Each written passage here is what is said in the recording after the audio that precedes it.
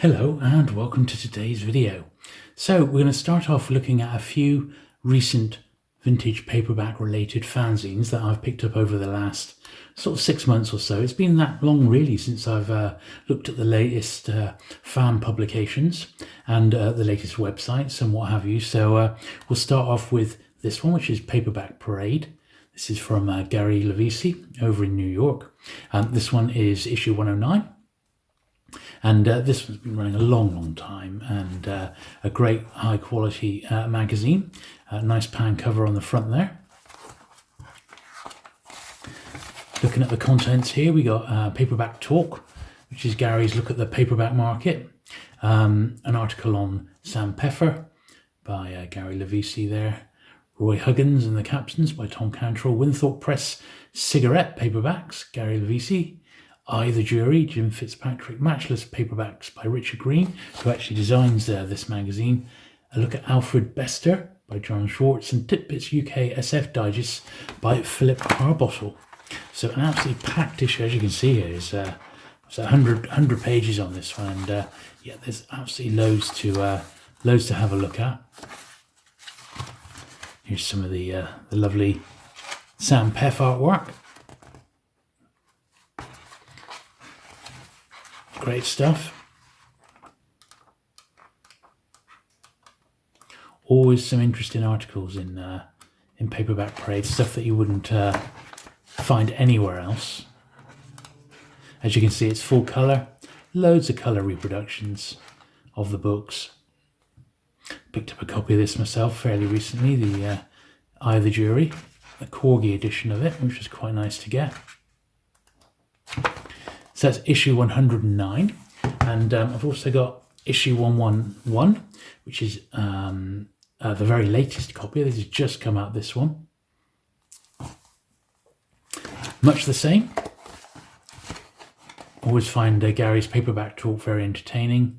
Look at After Hours books, at Lumen books, Matchless Paperbacks again, Fritz Lieber, Chariot books, Collection Petite, Boys Ace Library, and George Segal Movie Tie-ins, which is another.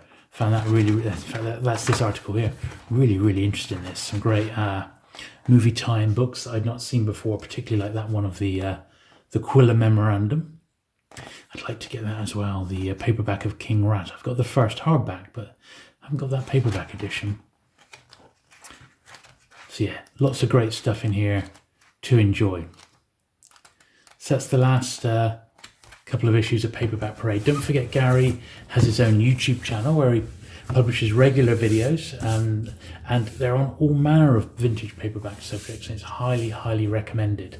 Gary's channel, well, this book's from Gary's own collection, and truly he's got some amazing stuff, so I do go and check Gary's YouTube channel out. Links, of course, to all these, plus Gary's channel and any other channels mentioned in this video, will be in the description just down below.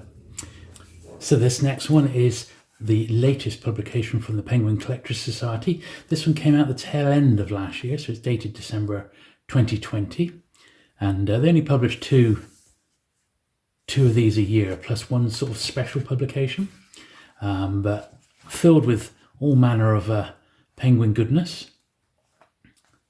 Always something interesting to see in these. This was a fantastic a set of the king penguins that had been bound up. How incredible was that? Do love the king penguins. Look at ex-library copies here. There's all sorts in the Penguin Collection Collectors magazine. Now this is published by the Penguin Collectors Society, and if you are at all interested in penguin collecting, do drop them a line. They do have their own website, penguincollectorssociety.org, and that's the place to go, and you can sign up, and lots and lots. That's issue number 95. There's lots and lots of back issues for you to enjoy. Next one is actually a book. So any of you who've watched my videos before will know of my love of Manhunt magazine. Certainly a great crime magazine that I really knew nothing about until Starkhouse Press started reprinting some of the best of. So they've done two books very similar to this, the best of Manhunt, and then this is a complete companion for all from January 53 to April, May 1967, the full run. So it's got at the start, it's got a history of the magazine, and then you can jump basically to any page, and it'll have a little picture of the cover, and then a write-up and review with a star review of every single story that appeared in Manhunt Digest, which is fantastic, super comprehensive. And well, it is the perfect reference if you're at all interested in this fantastic digest, which is really, really great. What I've read of it has been so good, and I think they've done a really good job. They are the two best ofs, the best of Manhunt 1 and 2, and you can get this one off at Amazon. Really, really great little companion, that one. Next, we come on to the first of a few publications from British fanzine editor Justin Marriott. This one is the Sleazy Reader. This was issue 7. So although this was an older one, it was new to me. So these is just in my pile of books that I've recently read, and fantastic stuff in this one. It's like a drugs-related paperback, a highly collectible genre of vintage paperbacks, of course, is the drug market. And some extremely expensive books. I have actually got that one. There's one I've got. But lots on here that I haven't. And it will give you a few ideas to keep your eyes peeled for certain books. That's for certain. But, you know, it is what it is. And there was a famous one. One of those did sell in the UK fairly recently. £160 it went for. Awful condition. Absolute dog of a copy it was. But Sleazy Reader, very, very good. Then we've got paperback. Oh, another Sleazy Reader. We might as well do that one first. Number 9. This is maybe a bit more recent. This is probably the most up-to-date copy. It's a bit of a larger format now. It's a slight change in design. This is a crime special, digest comics, magazines, and paperbacks. Good stuff here. I don't know if this one has a date on it. The Sleazy Reader Crime Special, November 2020. So yeah, this is a bit more up to date, this one. And it's had some good articles in. Lots and lots of British paperbacks, but not just British.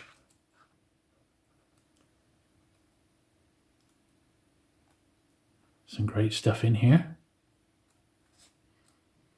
If you've never tried any of Justin's publications, they're very, very good. As you'll see, so that's the Sleazy Reader number 9.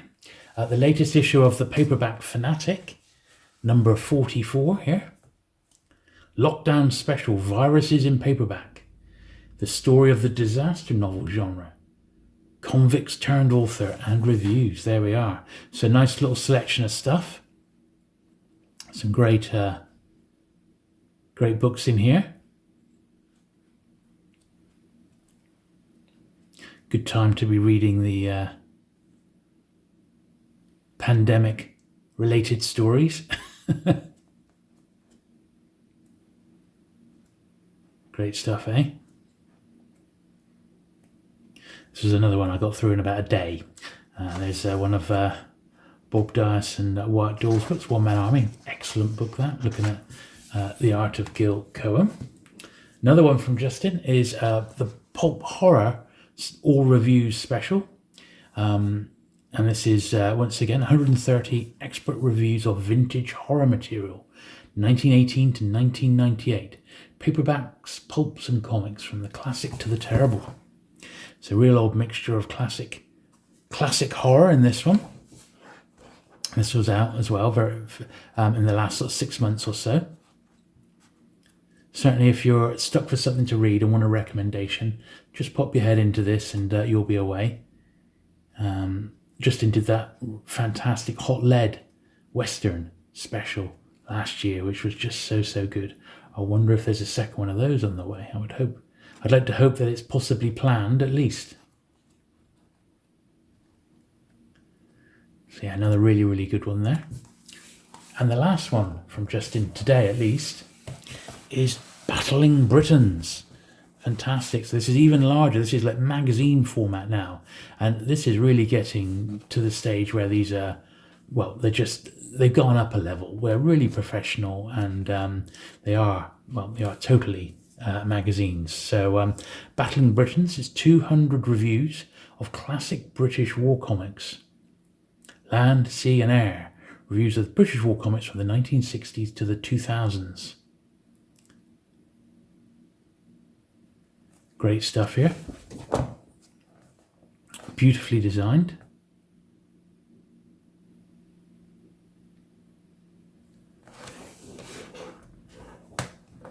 See what we can go through here. Some great stuff. I do love my British war comics, and there's an awful lot of them. There really is.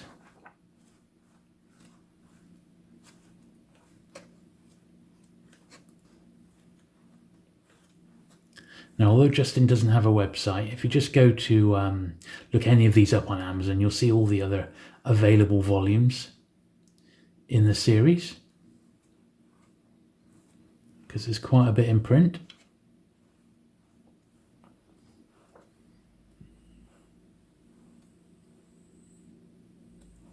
As you can see, fantastic stuff. An awful lot in here.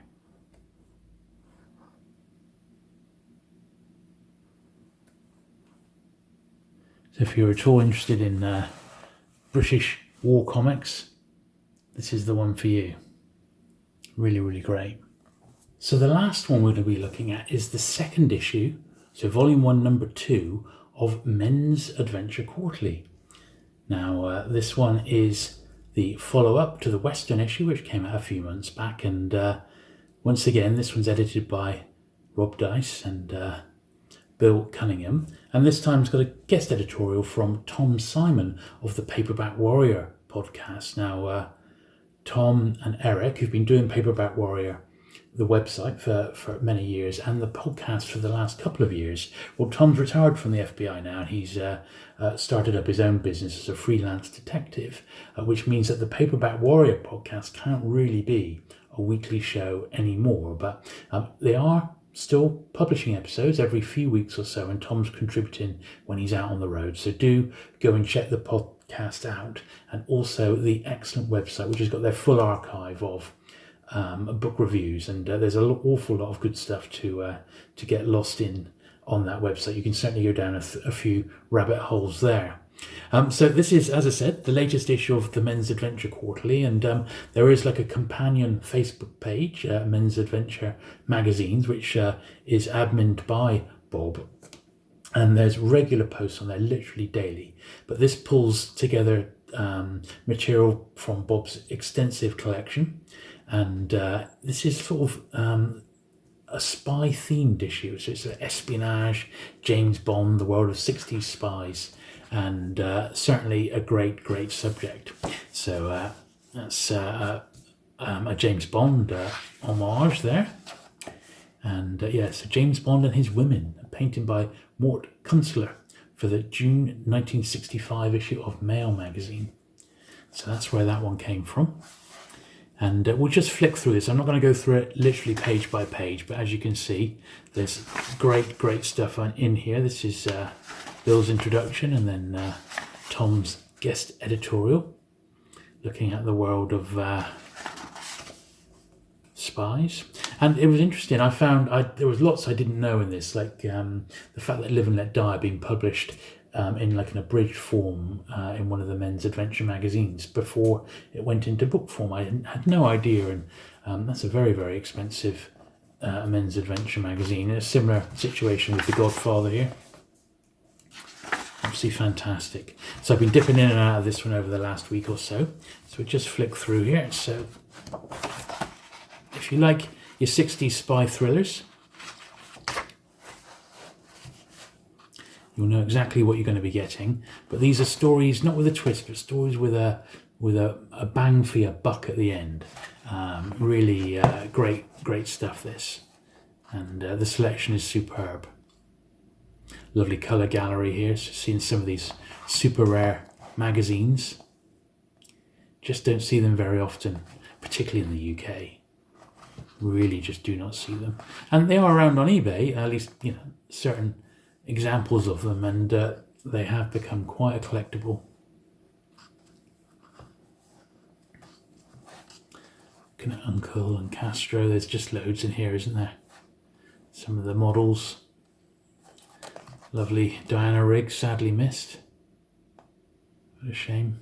I think she was even better in, not as Miss Peel, but as Countess Teresa in On Her Majesty's Secret Service. That was, I think, her greatest role. So as you can see, there's an awful lot in here, and as I said, brilliant website as well. So do go to the Facebook group, because there's just amazing stuff gets posted there all the time.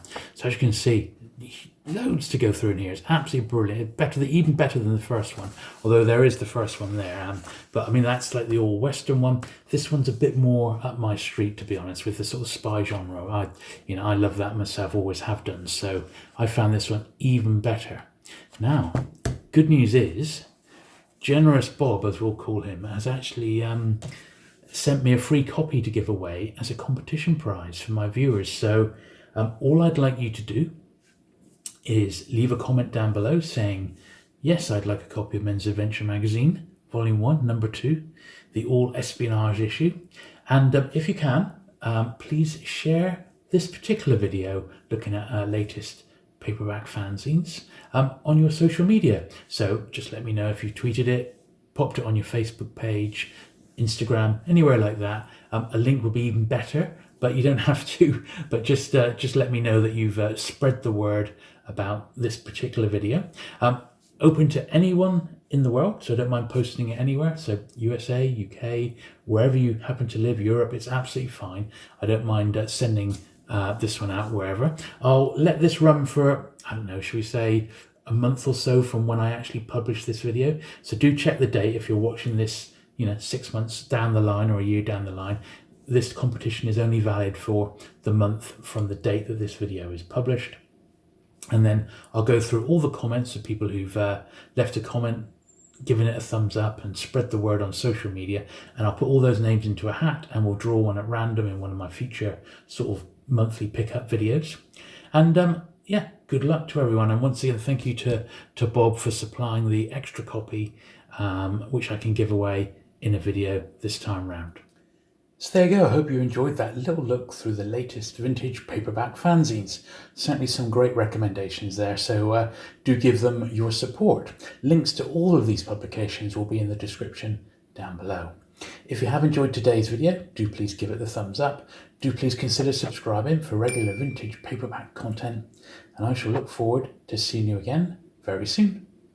Bye.